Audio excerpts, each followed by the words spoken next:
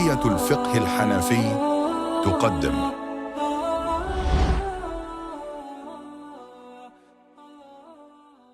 بسم الله الرحمن الرحيم الحمد لله والصلاة والسلام على رسول الله وعلى آله وأصحابه ومن والاه أما بعد. In the previous lesson, we made a start to the chapter on suckling, and we addressed a very important principle. And that principle is that whenever prohibition applies due to biological relationships, then we look at the same way when it comes to relationships through suckling. That will also prohibit marriage the same way. So, for example, a boy cannot get married to his biological sister. He cannot get married to his sister. In a similar way, a boy cannot get married to his sister through suckling. So that's what we discussed in the previous lesson. We're going to be addressing another principle in this lesson. We're going to be starting off with a principle, and that is if multiple children have been suckled by a single woman, they cannot get married to one another. And another thing that Imam Quduri also mentions is that even if they are not children through suckling, but if they are the woman's children, biological children, this child through suckling cannot get married to them because they would also be considered siblings.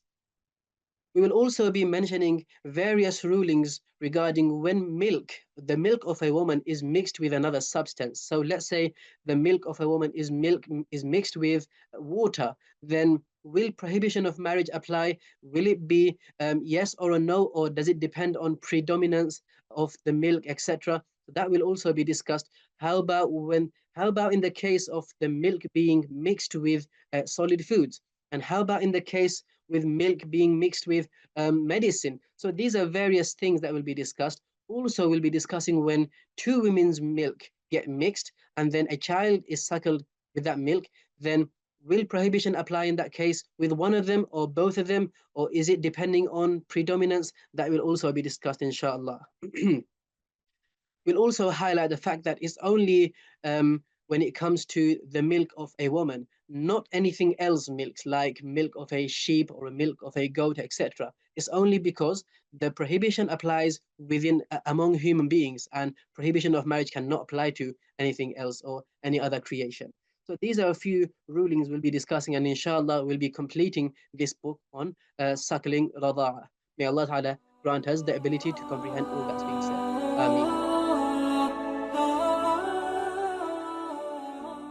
Okay, so now we've learned many rulings of suckling and where it prohibits a person to marry another person and where it doesn't prohibit a person to marry another person. And we learned the principle here that just like a person is related to somebody else through blood relationship, similarly, a person who is related through suckling cannot marry that person. So that is one principle.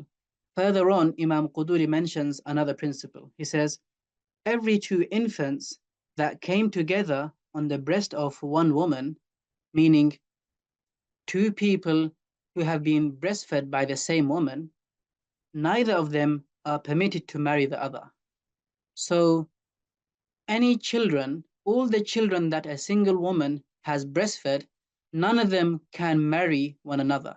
Let's say Aisha was such a woman that she had breastfed so many random children or the children of all her friends. And this happened to be in the period of breastfeeding. So she would go around and breastfeed the children of her friends. So she fed Abdullah, Sumayya, Khadija, Zakaria, and so many children. None of these children can get married to one another because they have all been breastfed by the same woman. And that is Aisha in this example. And then he says something very close to this. He says, it is not permitted for the woman who has been suckled to marry any male child of the woman who suckled her. So note that here it's murda'a with a fatha on the ayn. Not murdi'a, it's murda'a. So it's discussing the case of the woman who has been suckled rather than the woman who is suckling. So he says, it is not permitted for the woman who has been suckled to marry any male child of the woman who suckled her. So let's say Aisha has suckled a girl whose name is Safiya. and Aisha has a son, let's say Zakaria. Safiya cannot get married to Zakaria. Why? Because Safiya has been suckled by Aisha, and Aisha's son is Zakaria. So Safiya is Zakaria's sister through suckling, and that's why it's prohibited, just as though it would have been prohibited if they were biological siblings. So here they are siblings through suckling, and that's why marriage is prohibited between them. The next one addresses something similar to this, where we will see that a man cannot marry somebody because they've been suckled by a certain woman. And again, we'll see the same principle that we learned regarding blood relationship. So he says, the male who has been suckled is not to marry the sister of the husband of the woman who nursed him, because she is his paternal aunt by milk relationship. So this is regarding the Sabi al-Murda, the male who has been suckled. He cannot marry the sister of the husband of the woman who nursed him. Let's say Zakaria. Zakaria has been suckled by Aisha. Aisha's husband is Abdullah, and Abdullah has a sister called Khadija. Can Zakaria marry Khadija? Khadija is Zakaria's foster aunt or aunt through milk relationship. So can he marry her? No, he cannot marry her. Why? Because just like a person cannot marry their paternal aunt, who is their biological aunt, just like a man cannot marry his biological paternal aunt, in a similar way, a man cannot marry his paternal aunt through suckling.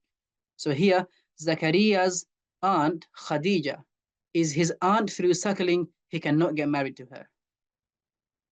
So this is the ruling, and we've seen the principle being applied here as well.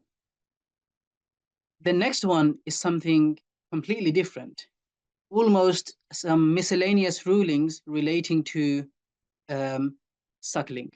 So Imam Quduri says, when the milk mixes with water and the milk is predominant, prohibition is attached to it.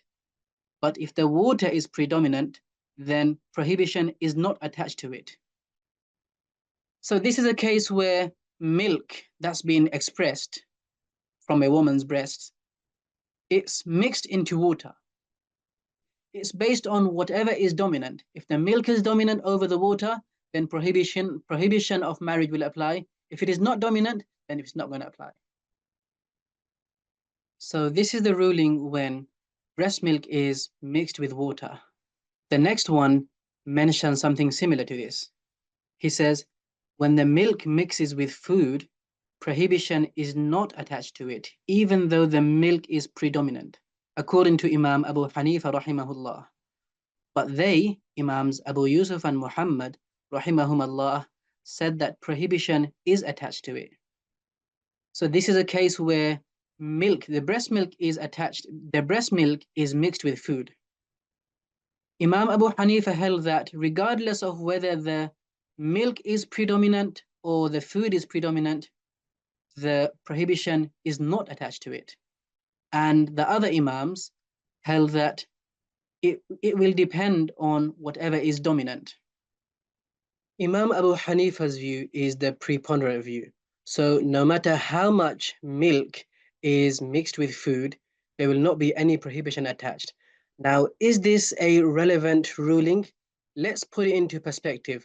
Let's say parents, they sometimes what they do is they mix milk with banana, for example, to soften the banana up. Let's say somebody, a mother of a child, she mixed banana with her own breast milk and then fed that to a child. So prohibition in that case will not be attached due to this breast milk being mixed with the banana. Let's take another example. Let's say somebody, milk sometimes is mixed with, as part of the ingredients of rice pudding. Somebody, mixes milk and mistakenly, let's say, they happen to put in breast milk. Somebody had maybe expressed that milk and left it in the fridge. They didn't realize that this is breast milk, they put it inside, when that is consumed by a young child, an infant, then prohibition will not be attached to it.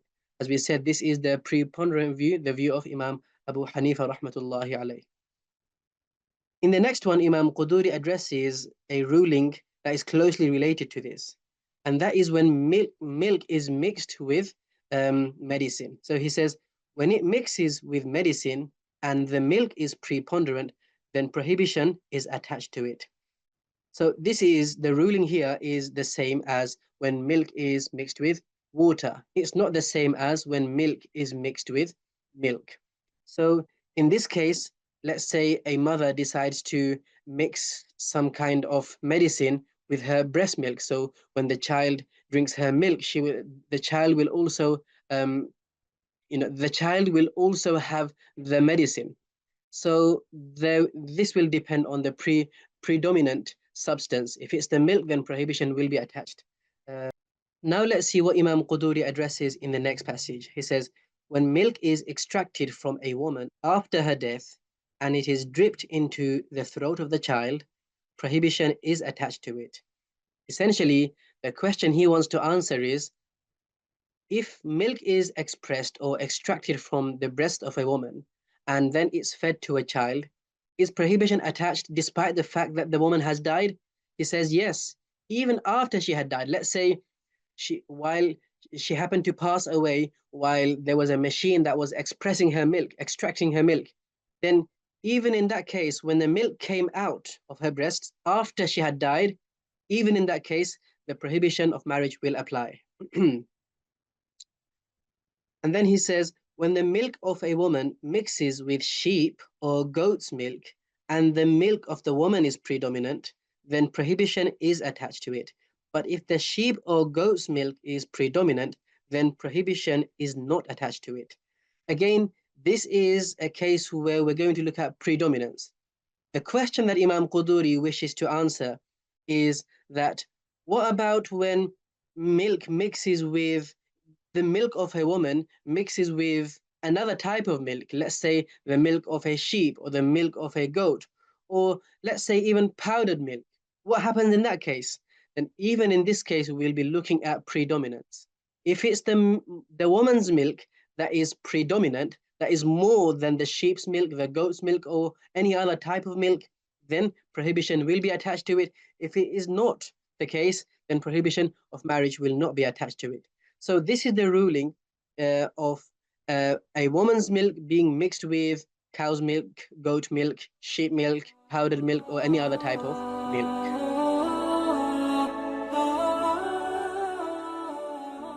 Now, in the next passage, we'll look at something very similar to this. Imam Quduri addresses the case where the milk of two women is mixed, and then a child is fed that milk. Question is prohibition attached to one of the two women's milk, i.e. the one whose milk is predominant, or is prohibition attached to both of the women's milk? Imam Quduri says, when the milk of two women mixes, prohibition is attached to the one of the two whose milk was more. According to Imams Abu Hanifa and Abu Yusuf, rahimahumallah, Imam Muhammad rahimahullah, however, said that prohibition is attached to both of them. So here we have two views, Imams Abu Hanifa and Abu Yusuf. They held that prohibition is attached to the woman's milk, to the milk of that woman which is predominant. And Imam Muhammad held that no, prohibition is attached to both of the women's milk. Which view is preponderant? Now, the later scholars have given preponderance. Some have given preponderance to this view, and others have given preponderance to that view. Now, there is almost a conflict in prepondering. So, whose one do we take? If we look at Imam Marghinani in his Hidayah, he brings the proof of Imam Muhammad later. So he mentions the ruling, he mentions the view of Imams Abu Hanifa and Abu Yusuf, he mentions the view of Imam Muhammad, and then he mentions the proof firstly of Imams Abu Hanifa and Abu Yusuf, and later he brings Imam Muhammad's view. The scholars say that one clue to notice, to observe whether Imam Marghinani has adopted this view or that view is to see where he brings the proof. If he brings whoever's proof he brings later, that is the view he goes with. And we look at his view, the ruling in this case, it seems like he is adopting the view of Imam Muhammad rahimahullah. And that is the view that both women's milk is attached to this prohibition. Also, another reason to go with Imam Muhammad's view is, the scholars say, that's the more precautious view. So let's say if we go with the view of Imams Abu Hanifa and Abu Yusuf, that is with prohibition, the prohibition is attached to the one whose milk is predominant, then it may not be the case. In reality, it may actually be both women's milk. And that's why we go with Imam Muhammad's view, that it's going to be attached to, the prohibition will be attached to both of the women's milk. So not only because Imam Marghinani in his Hidayah goes with that view, but also because that's the precautious view. So in summary, when two women's milk is mixed, then the prohibition will be attached to the milk of both women. In the next one, Imam Quduri mentions something which is very rare, but there is a principle attached to this. He says, when milk is produced by a virgin and she nurses an infant, then prohibition is attached to it. The question is, why? How can milk be produced from a virgin woman? We mentioned earlier that usually what happens is milk comes from marital relations that a woman has with a man. And a virgin, by definition, hasn't had intimate relations. So how does milk come to her? So this is a rare case, and it can happen, let's say, due to medical reasons. A virgin woman gets milk. So it is something that can happen, although it's not so common. But as we said, there is a principle here. So firstly, to understand the ruling, Imam Quduri says, when a virgin has milk, she produces milk, and then she suckles an infant, prohibition is attached to that. The principle that I want to highlight here is that this is because she's a woman. So any woman, regardless of whether she's a virgin woman or a non-virgin woman, if milk is produced and an infant is suckled with that milk, then prohibition is attached to it. Only because she's a woman, which tells us that if it's not a woman, then prohibition will not be attached to it. And this is where we come to the next case. Imam Quduri mentions in the next one that when milk is produced by a man and he feeds it to an infant, prohibition is not attached to it. So here we learn the principle again. This consolidates that principle that we mentioned, that milk only of a woman is the relevant thing here, not the milk of a man. So in today's day and age, where there is a rise of this LGBTQ, and you have men trying to transform into women and women trying to transform into men, so transgenders in essence. So let's say a transgender woman who by birth was a man claims to produce milk, and then this transgender woman suckles an infant with that milk. So will prohibition be attached to that? We learn from this ruling here that prohibition will not be attached. Why? Because it is only the milk of a woman who was assigned to be a female at birth. So not the milk of a man, even if that man decides to change their gender. Now let's see what Imam Quduri mentions in the next one. When two infants drink from the milk of one sheep or goat, the same sheep or goat, there is no suckling relationship between them. So here's another concept to understand. The prohibition that we've mentioned all this time, it's only related to the milk of a human being. Here, it's an infant drinking cow's milk or goat's milk or sheep's milk, or even if it is dry powdered milk, no prohibition will apply to this. Why? Because it's only the milk of a human being to which prohibition is attached. And that's why there is no prohibition, there is no suckling relationship between them. the prohibition of marriage only applies between human beings. And here, this infant is drinking, cow's milk, sheep's milk, goat milk, and there is no marriage concept in the first place between animals and human beings. And that's why no suckling relationship is between them. So this is the concept that Imam Quduri wants to mention.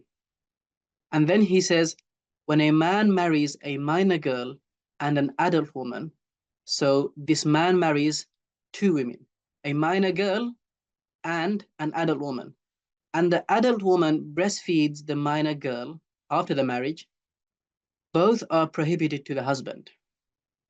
So here is a man who has married two women. One woman is an adult woman and the other is an infant. So an infant who is, who hasn't reached the age of 2 years. So the adult woman decides to breastfeed the younger woman. So Imam Quduri mentions that when she does this, then prohibition is attached to both women. So this man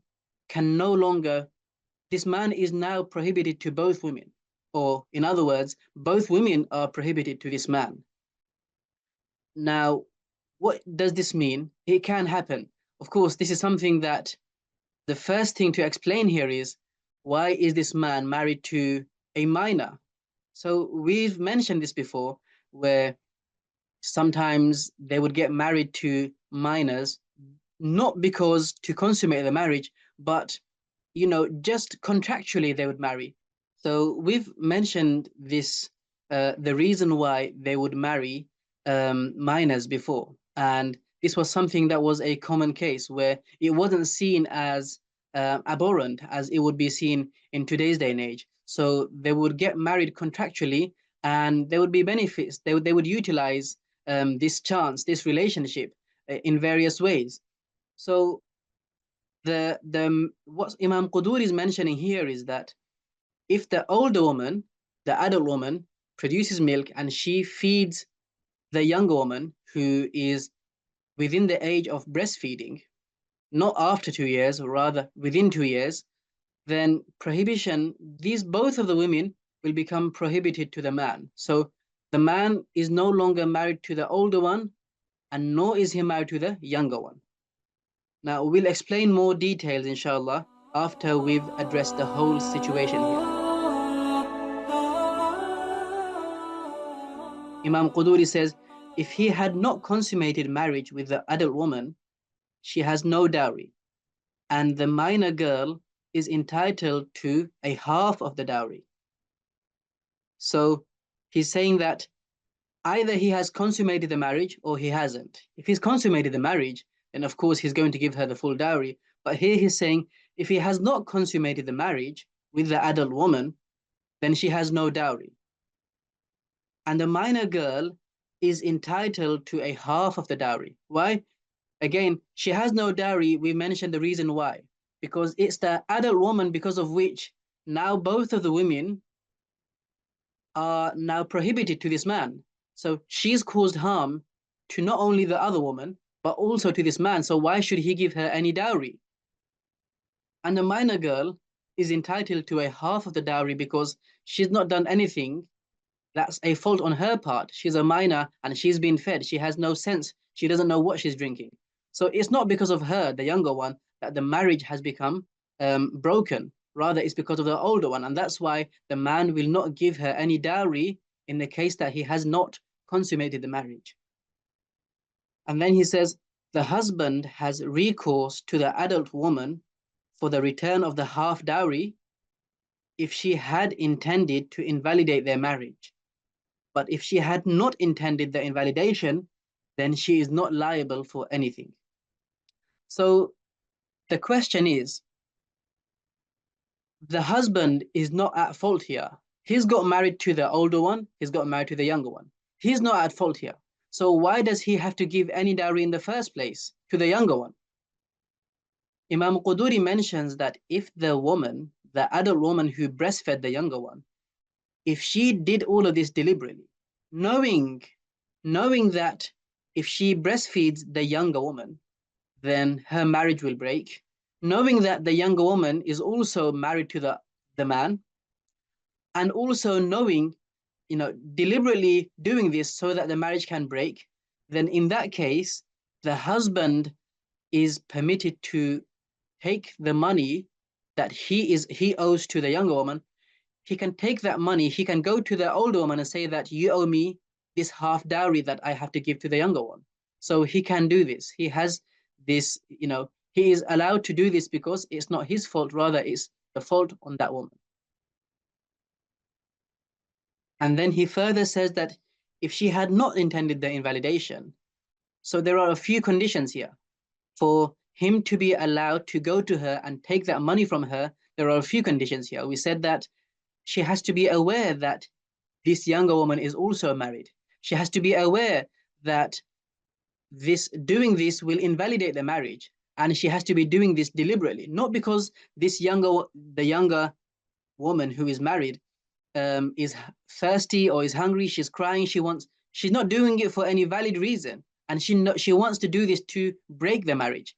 So if she's not doing it for any of these reasons, if these conditions are not found, then she is not liable for anything. The husband cannot go to her and say that you owe me this money because I didn't break the marriage, you're the one because of whom marriage has broken. Now we've come to the last ruling in this chapter on suckling. Imam Qududi mentions the testimony of women in the case of suckling is not accepted individually. It is only reliably established with the testimony of two men or one man and two women. What Imam Quduri is mentioning here is that women alone are not to testify to prove or disprove a case regarding suckling. So let's say a woman suckled a child, an infant, and then nobody knows about this. Later on, there is a case of, can this infant marry a relative of that woman? So nobody knows that this woman suckled the child. Only this woman knows. So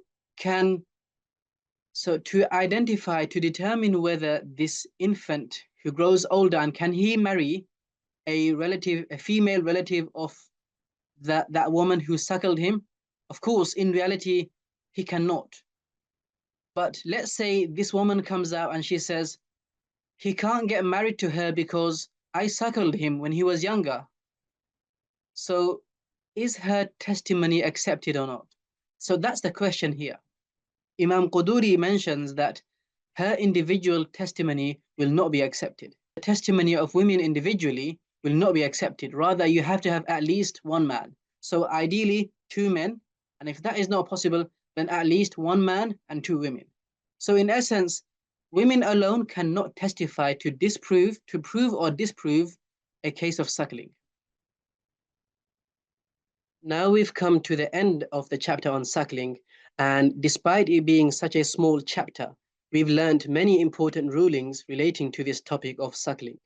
And there are many people out there who have this desire to suckle the children of other people's children.